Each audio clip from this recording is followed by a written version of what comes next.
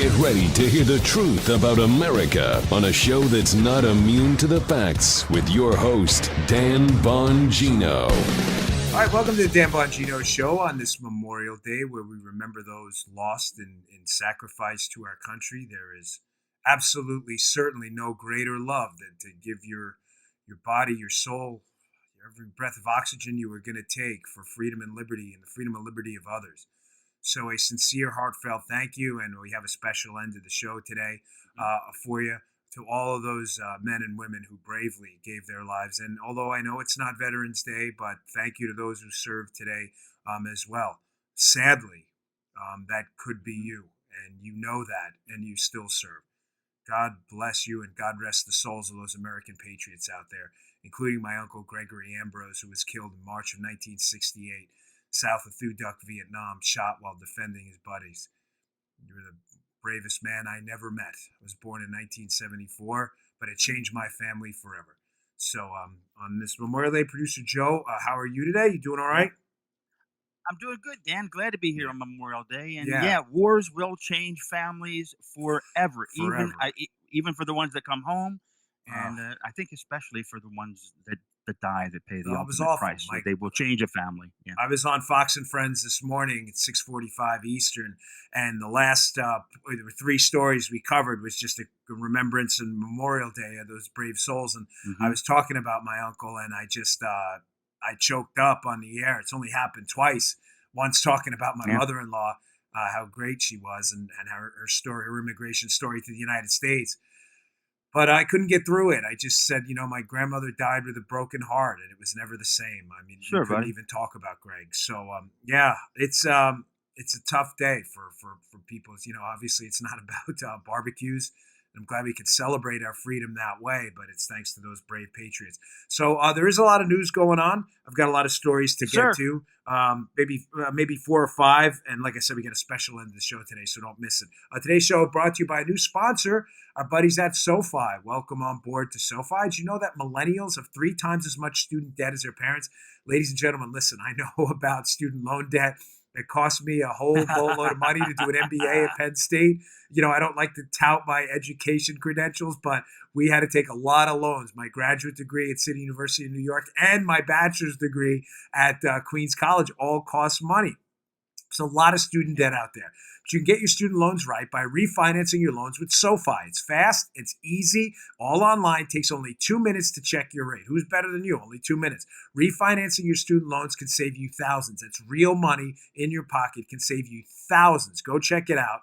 Go to SoFi.com/Dan. SoFi is the leading student loan refinancer in the United States. They've refinanced hundreds of thousands of student loans, and 98% of SoFi members would recommend SoFi to a friend.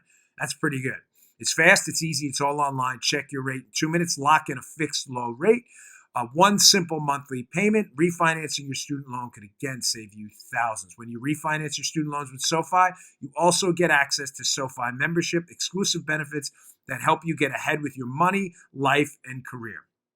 I can access you to complimentary career coaches to help you get your next promotion or raise. Check them out. SoFi.com/Dan. Check your rate in 2 minutes on SoFi. SoFi.com/Dan.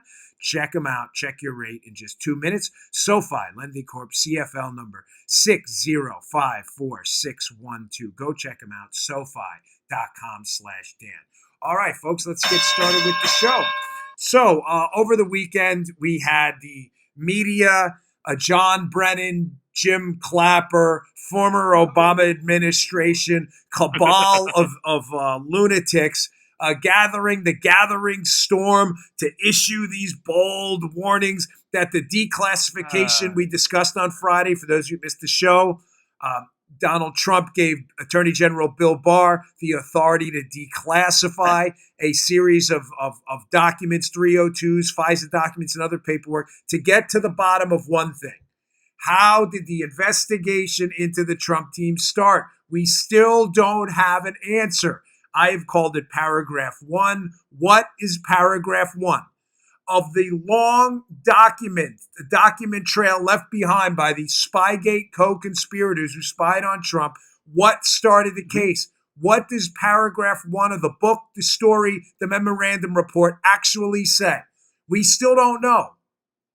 The declassification authority now given to Attorney General Bill Barr to investigate this has the media, the police state media, Pravda, the hacks in the Pravda media absolutely freaking out because the media is not really the media. The media are liberal activists disguised as journalists. Journalism is dead. It has been dead for a long time. Ironically, the Washington Post motto is democracy dies in the darkness while they are the darkness. Okay? Yeah. So we see this story, Joe, from the New York Times. This is just disturbing stuff. This is the New York Slimes again doing their best to cover up the biggest scandal of our generation. Potential clash over secrets looms between the Justice Department and the CIA. Now, there's a snippet from this piece that should frighten all of you. Instead of the New York Times actually trying to get to the bottom of the biggest political spying scandal of our time and finding out why it started, why was the Trump campaign and later Trump presidency spied on, the New York Times isn't interested in that. The New York Times is taking leaks from, and check this out, I'll explain it. It says, I can almost guarantee you that their sources here are either Brennan or a Brennan lieutenant who is now leaking this to the New York Times. It says, the intelligence agency signaled on Friday they would not easily give up their secrets. Oh, keep that up. Okay, that's not your call.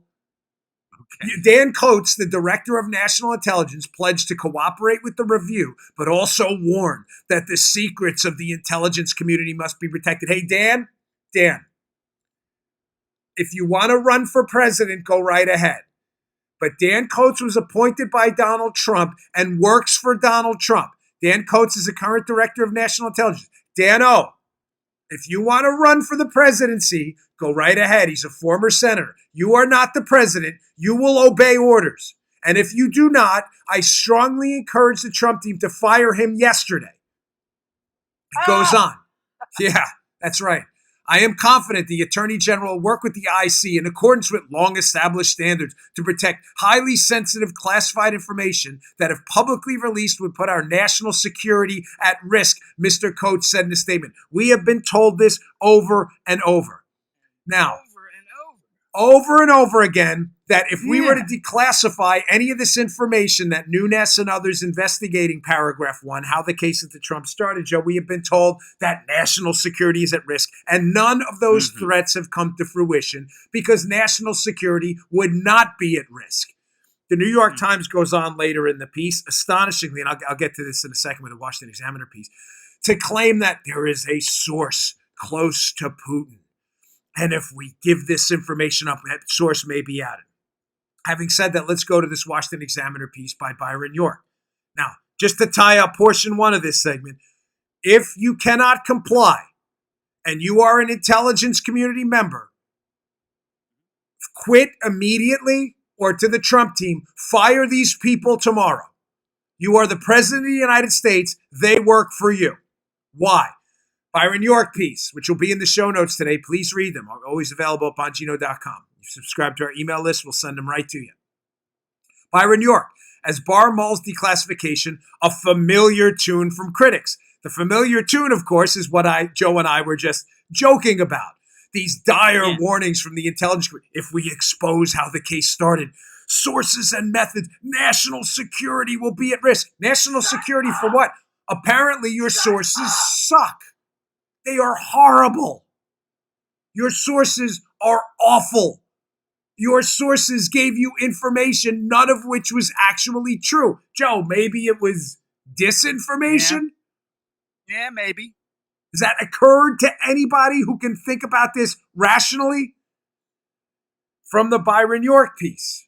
This is just hysterical. These guys, and I mean hysterical in a tragic way. They're talking about the New York Times, by the way. Attributing its story to former officials, guaranteed it's Brennan or one of his lieutenants. The Times said the source was someone close to Putin who gave the CIA information about Putin's involvement in U.S. election interference and specifically turned over evidence to support the conclusion that Putin himself was behind the Russia hack.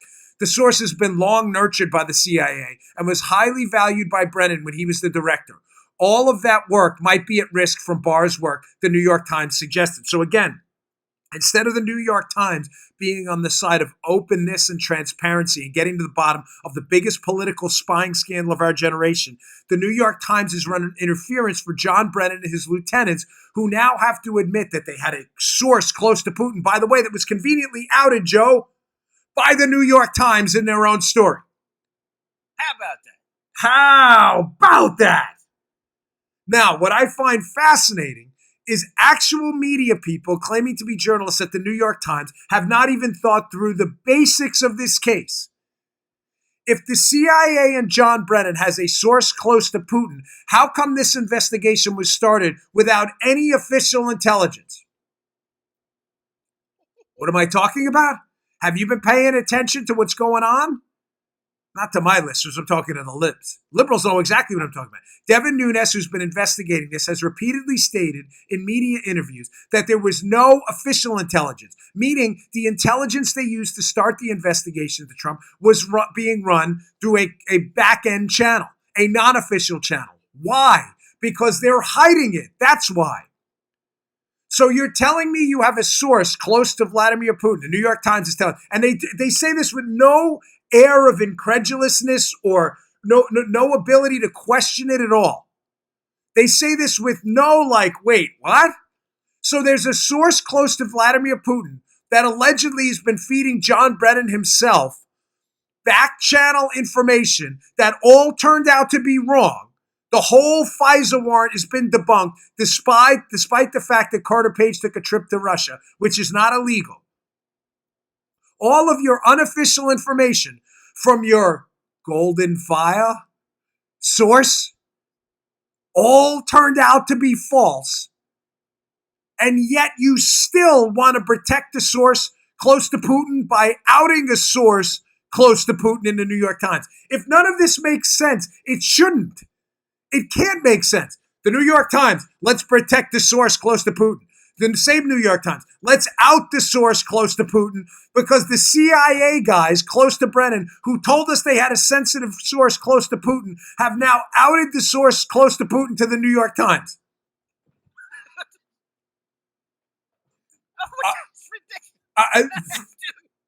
Does this, I need a frontal lobe lobotomy to understand these people. Follow that for a second. Brennan, we've got a source close to Putin. His information's been wrong every time, but he's like Putin's right-hand dude. Is it Surkov? Is it Trubnikov? Steele sources? The two Russian disinformation specialists who are close to Putin? Is it the same guys? Because let me tell you something, God forbid, those sources that are feeding back channel information to Brennan through non-official channels to hide it, that's the only reason. Is there another explanation why the director of the CIA would abandon his protocols at the CIA to act as a collector of intelligence himself in a back channel? Maybe because your intelligence is wrong. It is Russian disinformation. Remember Trubnikov and Surkov? Yeah. The two sources Christopher Steele said to Kathleen Kavalek at the State Department were his sources. These are people close to Putin, also close to friends of Steele, Dearlove, and also close to Halper, who they teach a class with, who was the spy. So you're telling me a Russian disinformation channel abused the CIA director willingly because Brennan didn't run it through official channels.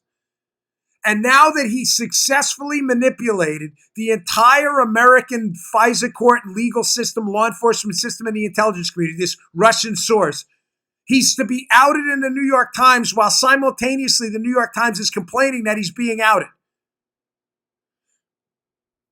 This is unbelievable. This is unbelievable. Yes. Yes. Oh. The New York Times, always on the side of dishonesty. Why you would trust anything from these complete knucklehead liberal activist mouthpieces on the left is so bizarre. Now, it doesn't end. We had this other clown at CNN tweeting out this weekend, still in their desperate New York Times, Washington Post, CNN, desperate effort to cover up paragraph 1. Here's Marshall Cohen. you're watching it. If you're watching the YouTube, you'll get it. Okie dokie. Let me not go there. No matter what, Marshall. This is not Marshall Mathers, Eminem. This is Marshall. This guy. What a knucklehead. This is the dumbest tweet I have ever seen. It makes me laugh. It's hysterical. No matter what Trump, Barr, or anyone says about the origins of the Russia investigation, remember this. There is no question about how the investigation began in July of 2016. Here's what the Mueller report said, and this is the same conclusion by Nunes and Schiff. Again, CNN doing its best to cover up the fact that, as you can see by this GCHQ piece here we saw on the coverage of the GCHQ, it's unclear whether they highlighted the British role, which has been closely held in the briefing, but is a critical part of the timeline because it suggests that some of the first tip-offs in fall of 2015 came from voice intercepts, computer traffic, or human sources outside the United States as emails and other data from the DNC flowed out of the country. What am I getting at? I'm not trying to confuse you. And big hat tip to our buddy at John W. Huber, the account on Twitter. It's not an official John Huber, the AUSA account, but it is whoever's behind it does extraordinary work. Hat tip to him for this. That's his red lines on there. Now I'll connect the two. So again, just to go back to the beginning, the New York Times is not remotely curious about how this case began. Barr is getting to the bottom of it. The New York Times is issuing fake warnings about a source that gave us fake information. They out the source while simultaneously claiming they're trying to protect the source against Barr. Incredible.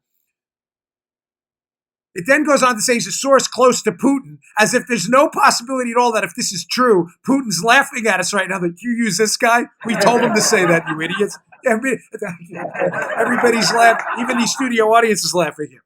CNN guy is not remotely curious about any of this.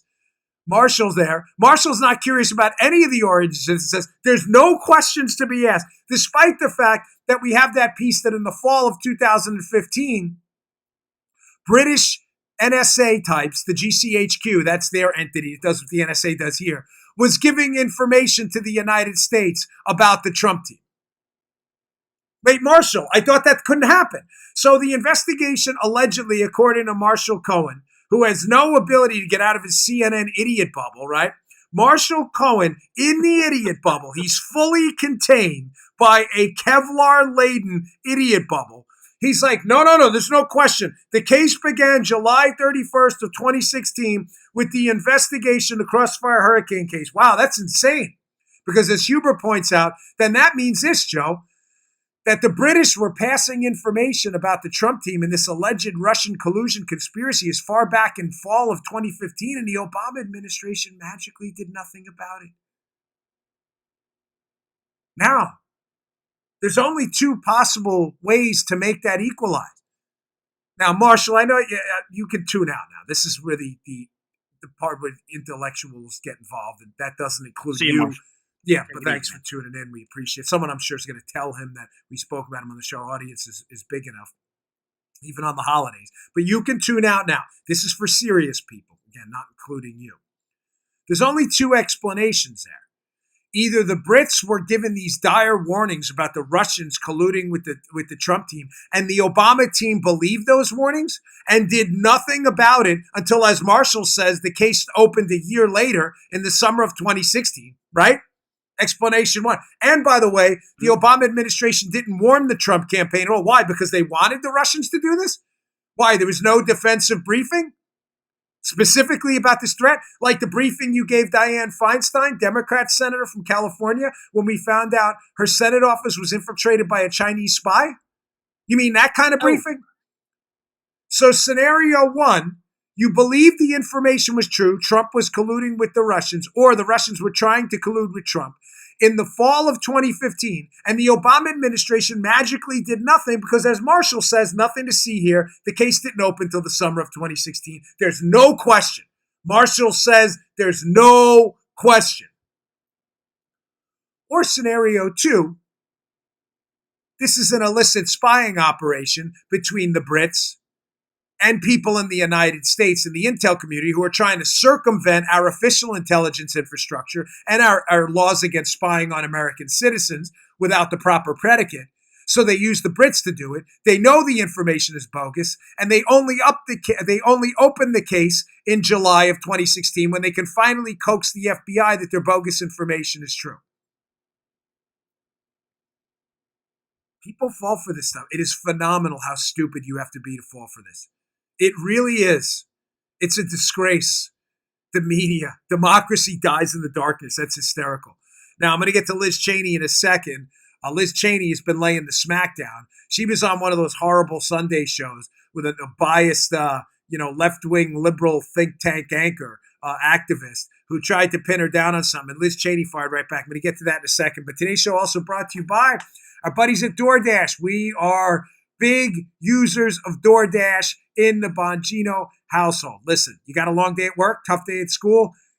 Yes and yes. My wife and I love DoorDash. Still stuck at the office? Treat yourself to the meal you deserve. Make the connections to your favorite restaurant using DoorDash. Treat yourself to the meal you deserve on demand from your favorite restaurant. Restaurants come to you with DoorDash. How about that? How about that? You love to cook, but you're not in the mood to do the dishes tonight. Paula, does that sound familiar? My wife does the cooking. I do the dishes. A lot of times I'm like, can we just DoorDash? I don't feel like doing the dishes tonight. Watch your favorite show with your favorite people instead. Get your favorite food, your favorite restaurants delivered with DoorDash. What's the one dish from your favorite restaurant that you can never recreate at home? Come on, we know what it is. I know what mine is. What if someone brought it right to your door? Jumbo shrimp and scallop. That's my favorite. DoorDash can do it. It's dinner time, but your stomach is rumbling. You still don't know what you're going to eat. Sound familiar? Go to DoorDash. Download the DoorDash app. DoorDash app. Enter code Bongino and you'll receive $5 off your first order. Let dinner come to you. DoorDash connects you to all your favorite restaurants. Ordering is easy. Just download the DoorDash app. Listen, it's not only the burger place, but over 310,000 other amazing restaurants are on DoorDash too. You make the connections with your favorite restaurants. You can order from your favorite chains, Chipotle, Wendy's, Chick-fil-A, and the Cheesecake Factory. Let dinner come to you with DoorDash. Again, right now, our listeners can get $5 off their first order when you download the DoorDash app and enter promo code Bongino. That's $5 off when you download the DoorDash app from the App Store and enter promo code Bongino. Don't forget, folks, DoorDash is really great. Good for busy people like you and I. We're all pretty busy. Go download the DoorDash app, enter promo code Bongino, $5 off. Okay. So Liz Cheney, again, is I'm sorry, but these anchors, they all, they're so left wing, it's pathetic. So I had to cut this short. I get upset even talking about it because they're so biased. They're so not even remotely curious about what happened here. So Cheney drops the smackdown on this left-wing anchor from ABC. This is just great. Check this out. I think what is really crucially important to remember here is that you had Strzok and Page, who were in charge of launching this investigation. And they were saying things like, we must stop this president. We need an insurance policy against this president. That, in my view, when you have people that are in the highest echelons of the law enforcement of the nation saying things like that, that sounds an awful lot like a coup, and it could well be treason. And I think that we need to know more. We need to know what was Jim Comey's role in all of this. These people reported to him. Andy McCabe reported to him. What was Comey's role in that? And that is what the Attorney General is going to be focused on. Yes. Thank you, Liz Cheney.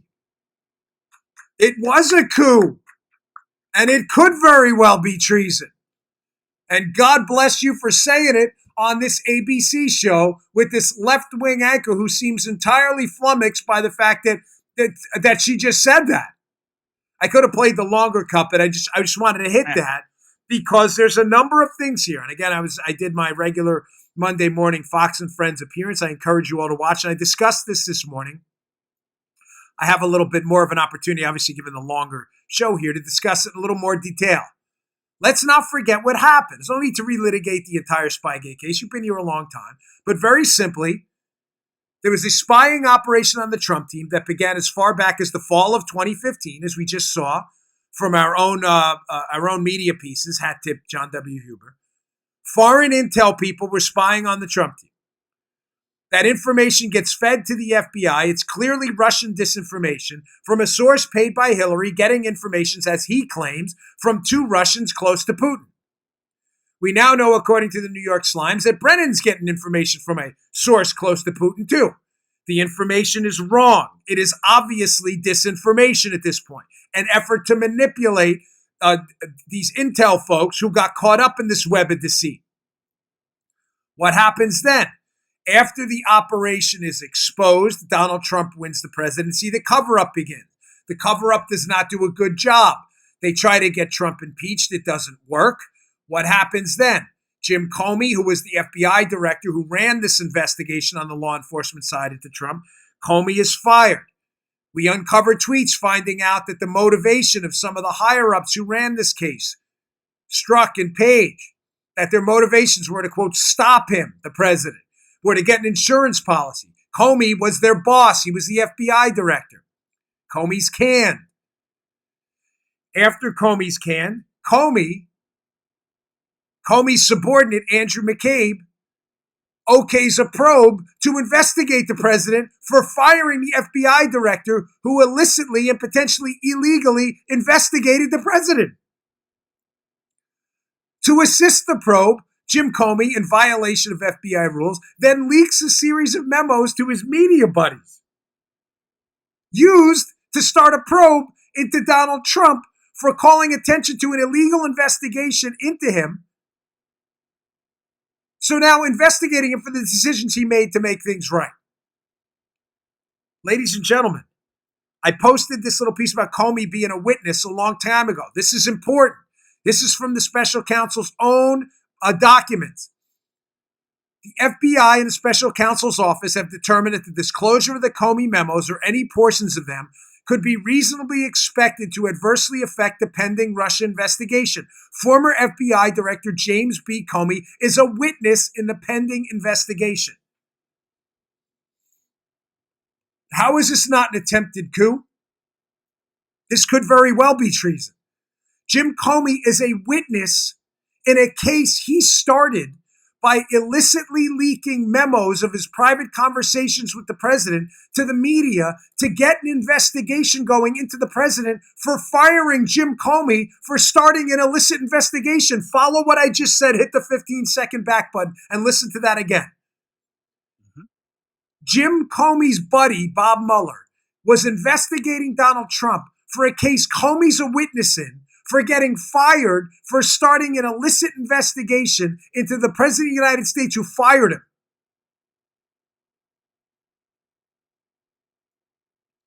Folks, this is stunning. This is stunning.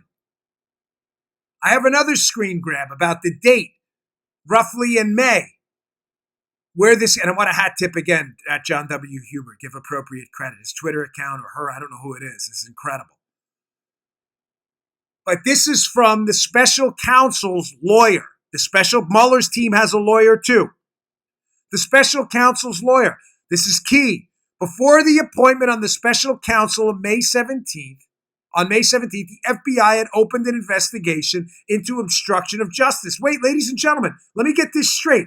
The FBI, before the appointment of the special counsel, Bob Mueller on May 17th, remember, Comey, keep these dates in mind, Joe. Comey is fired on May 9th. It's not Mueller's team that initially opens up the obstruction case. It's Comey's buddy, Andy McCabe. When exactly did they open up this obstruction case? Ladies and gentlemen, FBI lore, which is wrong 99% of the time with this case, it's usually a lie, sadly. FBI lore, their story, their fairy tale, is that the case opened after the Trump's interview with Lester Holt from NBC on May 11th. Keep the dates in mind. Comey's fired on May 9th, Joe. May 11th, he interviews with NBC's Lester Holt. He says he was fired, that they go into Comey, and then he says at the end, in this Russia thing. He doesn't say he was fired because of the Russia probe. The FBI's fairy tale here, Joe, is, after that, we opened up an obstruction probe. So May 9th, Comey's fired. The Lester Holt interviews on May 11th. So technically, this case should have opened according to the FBI's fairy tale on May 12th. I'm not so sure that's the case, Joe.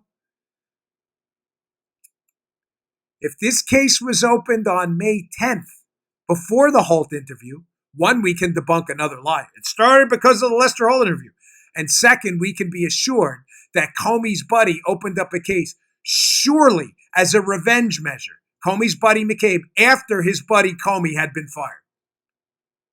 You want to talk about a catastrophic, colossal abuse of power? So you're the boss you would surgically attach your lips to the rear of, Jim Comey, who promoted you despite you being a briefer your whole life, McCabe.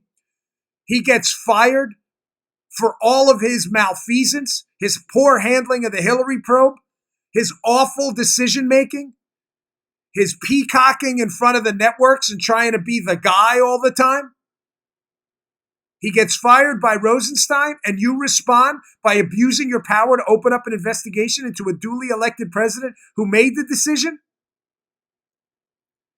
Folks, God forbid this case was open May 10th. That would be another FBI fairy tale thrown and flushed right down the toilet.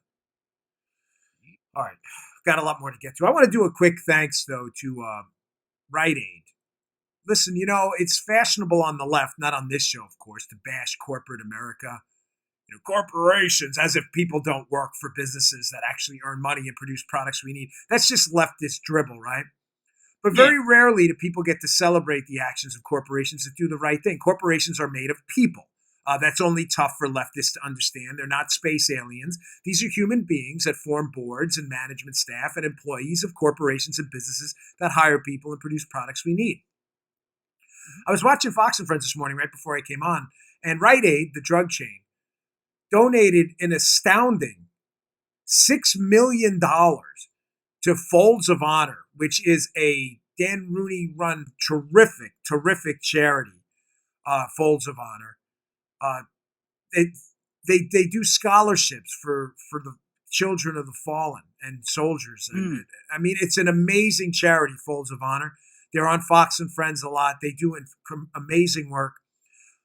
They donated $6 million, Rite Aid. Do you have any idea the lives that is going to change? So, on this Memorial Day, listen, they're not a paid sponsor on my show or anything like this. This is strictly a thank you. No one at Fox asked me to say this. This is just me saying a Rite Aid. I really wish there was a Rite Aid near me, because if there was, I would transfer my business to you, stat. That is a phenomenal gesture of goodwill. And as a gesture of goodwill, my wife and I are going to donate $1,000 today to Folds of Honor as well. So, all right, Dan. Yeah, Paula will do that later today. We're going to make that donation as well. And I encourage you, if whatever your financial situation is, if you can, I know with everyone it's not possible. Thanks to your listenership of my show, it is for us, and we donate other money to scholarships as well. We're not patting ourselves on the back. I wish we had $6 million to do it, but we do what we can, and it matters to us. So God bless you, Rite Aid. That was solid, and America and our patriots out there appreciate that. Okay, now sadly to get back to some bad news. So. Whenever we're covering the media on this show, I just wish we could have an honest story outside. When I say the media, I'm typically referring to the left-wing media. Chuck Ross, right. Molly Hemingway, Sarah Carter, John Solomon, Byron York have all done these are actual investigative journalists who have done spectacular work uncovering the Spygate scandal, the biggest scandal of our time. They will be remembered by history as the good guys and the good women out there. But of course, you have the left-wing media, which pretty much always gets it wrong, amazingly. This story is hard to believe because of I hate to keep, I don't like to repeat the same words, but I can only think of the word temerity here to describe what happened. So you have this guy, Ian Bremmer, here's a story at the Daily Caller, who shockingly appears on MSNBC and CNN. He should never CNN and stuff. He should never be allowed on again after this. I think he writes for Time. But the Daily Caller is a piece about a fake quote. Here's the piece. Peter Hassan, good guy at the Daily Caller, actually does journalism. Time Magazine's columnist Trump quote went viral. Okay, what's the story? Well, part 2. Then he admitted he made it up. You're a loser. This guy, Ian Bremmer, from the piece, this is amazing. You are a loser. He totally makes up this quote. Ian Bremmer, at Ian Bremmer, blue check mark, media liberal activist. President Trump in Tokyo. Kim Jong-un is smarter and would make a better president than sleepy Joe Biden. Wow. That's a crazy tweet. Man, unfortunately, it's made up. It never happened. And what's insane, what's crazy, Joe, just to double down on left-wing media lunacy. This is crazy. It's absolutely nuts. Instead of the media, they do facts, Joe. They're reported, dreaded air quotes, journalism, quadruple dreaded air quotes. This is the mainstream media. Instead of going after this guy and being like, dude, Ian, listen, this is not what we do. You don't have to like Trump. You don't have to appreciate what he's done. You don't have to do any of it. But you can't just make stuff up. They're defending this guy. They're defending this guy while at the same time, here we go. This is it. This is it. People out there.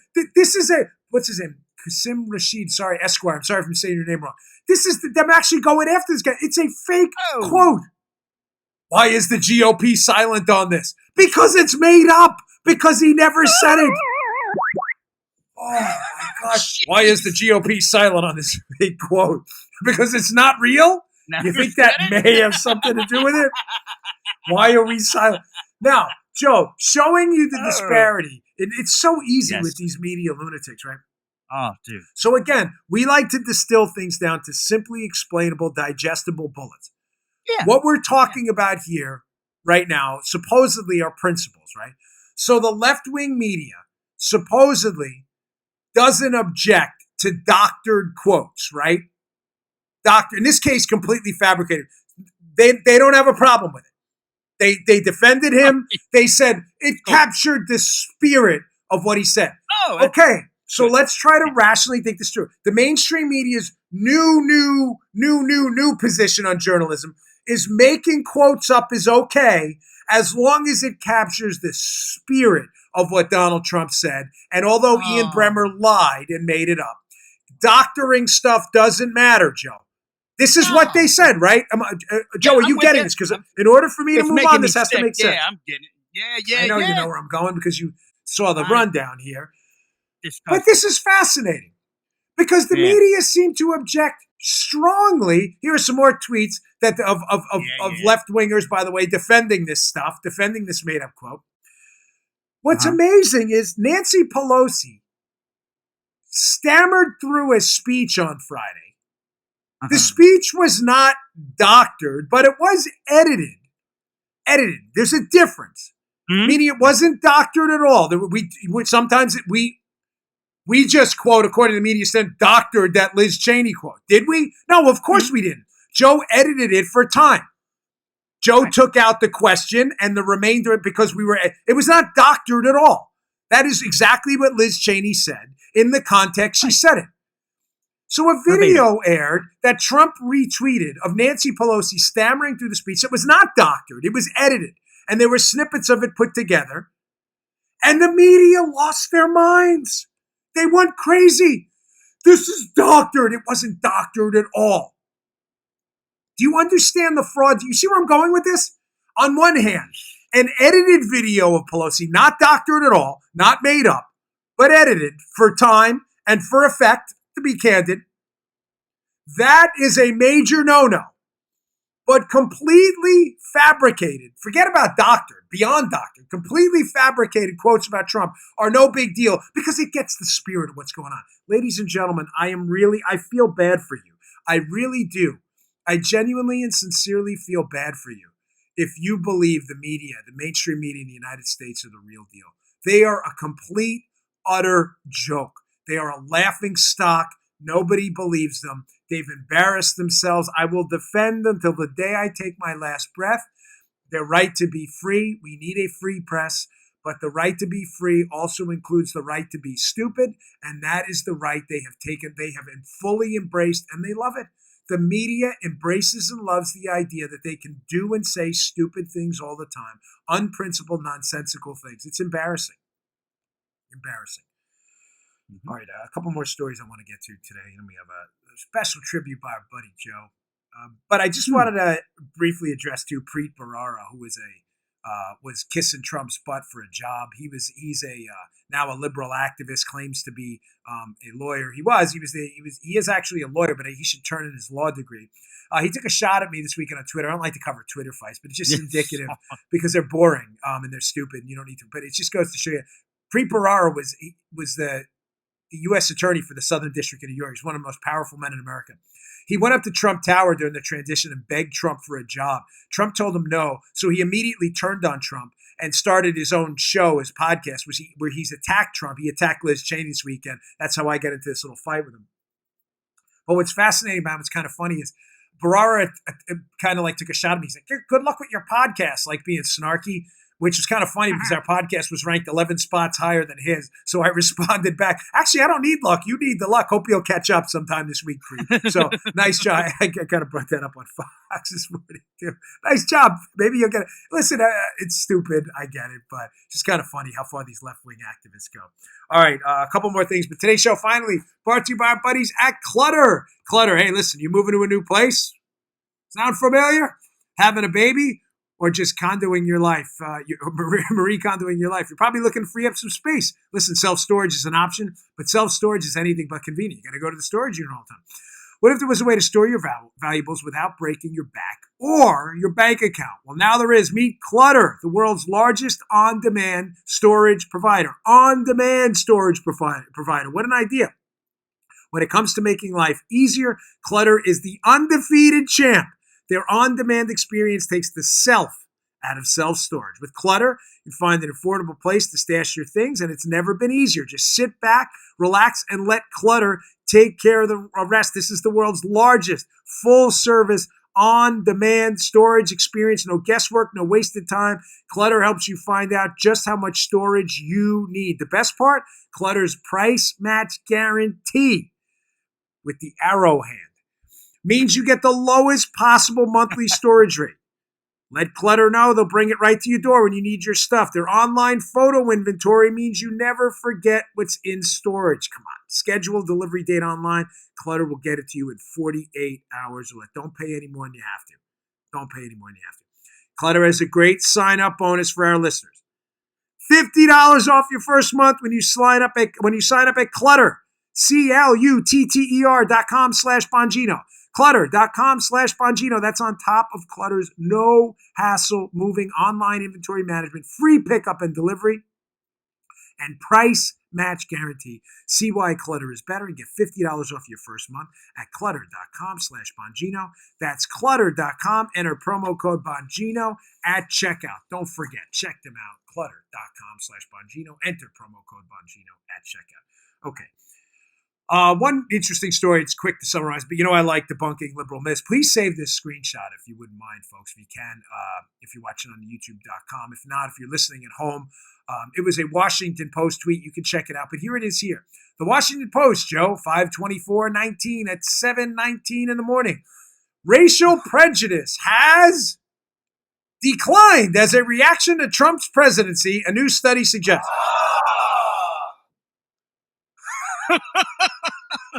Yeah. Can you put that up again? Because Paula, did I read that wrong? Huh? Joe, was this doctored? Paula, did you doctor this or edit this?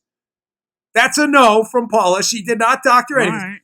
Racial prejudice has declined as a reaction to Trump's presidency, a new study suggests. Take that screenshot, ladies and gentlemen, from the Washington Post Twitter feed. Keep it on your phone. And the next time these identity politics-obsessed liberals, again, open their mouths about how racial relations have deteriorated, you may want to point out that they got worse under Barack Obama and apparently are now getting better under President Trump. Just a suggestion. Facts and data should matter. I know you're liberals. That's really hard to digest, and you're so obsessed. Your brains are like infected with prions that lead to this severe tier 1 level TDS, Trump derangement syndrome, I get it. But once in a while, a fact may penetrate. That one may be useful, although I doubt it. As I say, argue with your liberal friends, but not to break through to them because the chances of them being saved are remote. It's typically the third person listening you can convince. There's always 3 or 4 people listening to your debates. Those are the people who may matter in the end. Finally, one last story. Be very careful about this. This deplatforming trend is continuing, and it's transferring into banking, as we can see from this story at the New York Post here, which is making a very serious allegation that J.P. Morgan Chase has been debanking some conservatives out there, allegedly because of their political beliefs. And if you read the answer they gave, which is very wishy-washy, I don't have a lot to add to this story. I want to get it out there, though, as a warning more than anything. We've already seen deplatforming. People like Alex Jones and others, whether you agree with them or not, taken off platforms, significant platforms out there. We've already seen this movement. Can you imagine, Joe, if this transforms itself into a full-blown de-financial platforming effort and anyone who's a conservative out there with any level of prominence can't even get a bank account? Dangerous new horizons ahead, folks. Dangerous new horizons ahead. Be very cautious about this stuff. Okay, finally today, I try to get through this because I always get a little, and I don't, it's just tough for me. But we open up the show. It is Memorial Day. And as I said, my uncle Greg Ambrose, we lost in Vietnam in March of 1968. I wasn't born until 74, so obviously I wasn't there to experience it. But my family had a connection with he was a liberal guy up in New York. He used to write op-eds. A lot of you know who he is if you're from New York. Jimmy Breslin. He was very famous. It was actually an HBO special done on. You remember Breslin? He was probably the most popular columnist of his time. Him and Pete Hamill used to work for the New York newspapers, and their columns were read by millions of people. Breslin was a liberal, there's no doubt about it, but Breslin was very close with people from my family. And when we lost my uncle, Breslin wrote a piece about it. And it was a touching piece. My mother had sent it to me, and I have it. And, I of course, got choked up reading it. But it talks about the moment my family found out that my mother's brother, my uncle Greg, obviously my grandmother's son, the moment they found out that they lost him. St. Pancras, which is now since closed, the grammar school I went to, is where we all went to school. My whole family went to school there. It's in Glendale, Queens. It's since closed. The church is open, but the school is sadly closed. But they were coming from was it St. Patrick's Day dance, and they were walking down the street, and these 2 soldiers that had come to deliver the bad news. My uncle was supposed to be coming home. They had the signs, "Welcome Home, Greg," in a bar my family used to own called Gibby's Bar at 64th Place and Myrtle Avenue in Glendale, Queens. Now, my grandmother had remarried. Her first husband died. My grandfather was not Greg's father. He was his stepfather. But my grandfather was a big man. Big man. I mean big in spirit, but I mean a big man physically. He was about 6'5", about 500 pounds. He was a big man. He'd mess around. So my grandmother, they're walking back from this St. Patrick's Day dance event with my mother and my 3 aunts at the time, Greg's sisters, who we lost. And my grandfather spotted these 2 soldiers first, and he knew right away.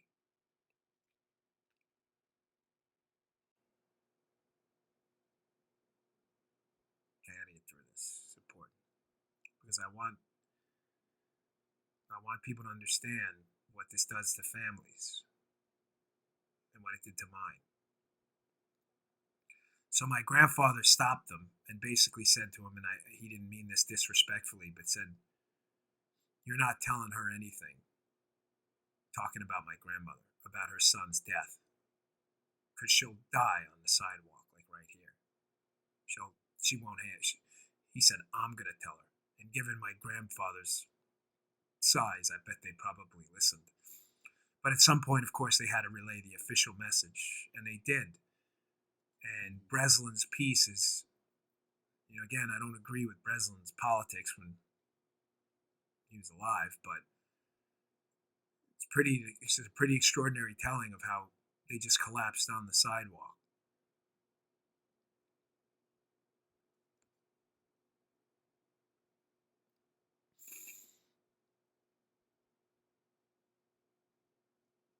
I loved my grandmother.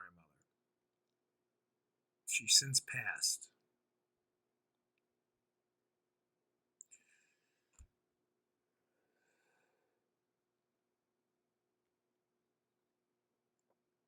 I can never get through this story.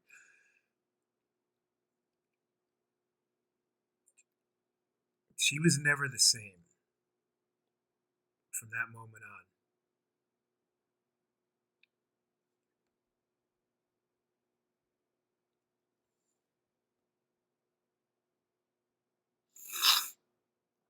She died with a fully broken heart. And I think on this Memorial Day that it's important we recognize that however broken, damaged, angry we can be at our neighbors sometimes, that we still live in the greatest country in the history of humankind. And the reason that country is great is because brave souls, men and women, gave up everything they had, everything they were going to have, and the peace of mind of their families for generations by leaving their bodies, their blood, and their limbs, and everything else in combat zones so that we can sit here and watch shows like this on flat screen TVs and phones in the peace and security of knowing we live in the greatest country on earth. My grandmother was never, ever the same. She died with the most broken of broken hearts. And she died decades after we lost Craig.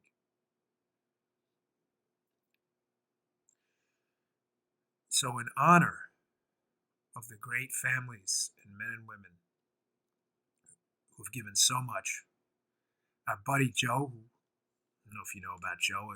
Joe doesn't celebrate himself a lot. He's a pretty talented musician. Joe wanted to send us out this way, Joe. You take it away.